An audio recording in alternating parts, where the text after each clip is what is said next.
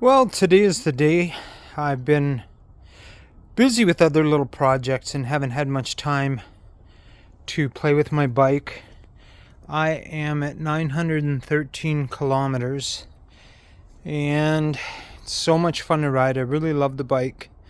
The only issue I've had is with the carburetor, high end rattle and poor cold starts. And I've been through a number of tests and trials to figure out something better. I've seen some other YouTubers switching jets with better results. I think that ultimately the bike needs a little tweak on the carburetor.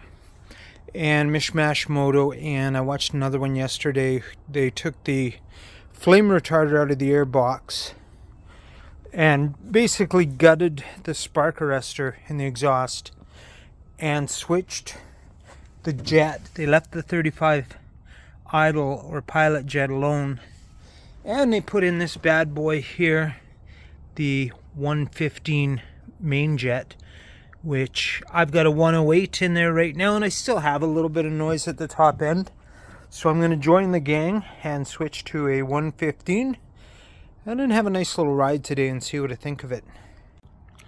So I'm ready to put the 115 main in, and my camera will not pick it up, perhaps with nothing in the background.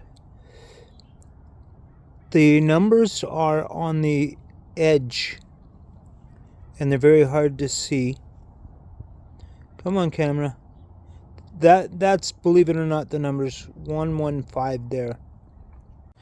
One thing I like to do is I just finished fueling up, so I'll reset the trip meter here to 0, and that tells me where I'm at for fuel. When I get to 150 kilometers, it's getting down there. It's time to think about fueling up again, but I'm planning to go for a ride, so I filled her up, reset it to 0, and if you don't have a fuel gauge, at least you know what's going on. Anyhow, time to do a cold start with the 115 jet. No issues whatsoever. I really didn't expect any, but I'm gonna warm it up and go for a ride now.